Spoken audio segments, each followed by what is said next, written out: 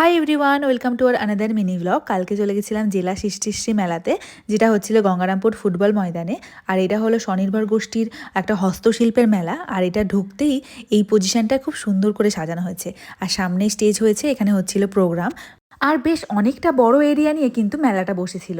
গত ৫-৬ দিন ধরে মেলাটা চলছিল। আর এখানে প্রত্যেকটা স্টলে কিন্তু আলাদা আলাদা করে নাম্বারিং করা রয়েছে।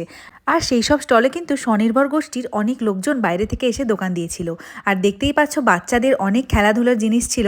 আর যেখানে ছিল প্রচুর হস্তশিল্পের দোকান। আর এখানে দেখো কাঠের জিনিস দিয়ে কত সুন্দর ফ্রেম, ফুলদানি অনেক কিছু করা রয়েছে। আর এখানে কাকিমাটাকে দেখে তো আমি অবাক হলাম। এখানে দাঁড়িয়ে দাঁড়িয়ে ১০-১৫ মিনিটের মধ্যে গোপালের জামা বানিয়ে দিচ্ছে। খুব সুন্দর সুন্দর করে জামা বানিয়ে সাজিয়ে রেখেছিল। আর এখানে প্রচুর খাবারের দোকানও ছিল। আর তারই মধ্যে এই চপের দোকানটা। এখানে দেখে তো গরম চপ ভাজা দেখে লোভ আর সামলাতে পারলাম না। নিয়ে নিলাম এই কাকিমার কাছ থেকে গরম গরম চপ। আর এখানকার চপ খেতে খেতে আমরা তো ঘুরে ঘুরে দেখছিলাম আরও কোন দোকানে কোন কোন জিনিস বসেছে। চপটাও কিন্তু দারুণ ছিল। আর চলে এলাম পাশে এই পেস্ট্রির দোকানটায়। এখানে পুরো ভেজ পেস্ট্রি পাওয়া যাচ্ছিল। আর সত্যি বলতে পেস্ট্রিটা কিন্তু দারুণ ছিল। আর এইভাবে প্রত্যেকটা স্টল আমরা ঘুরে ঘুরে দেখছিলাম যে কোথায় কোন দোকান বসেছে। আর এখানে একটা স্টলে দেখা হয়ে গেল শ্রেয়ার সাথে। আর দেখো এইখানটাতেও বেশ কেক, পেস্ট্রি, আরও অনেক কিছু, যেমন হোমমেড চকলেট, অনেক কিছু বসেছিল। আর দেখো এখান থেকে এক পিস কেক নিয়ে নিলাম আমরা টেস্ট করার জন্য। আর সত্যি বলতে এটাও কিন্তু বেশ ভালো ছিল।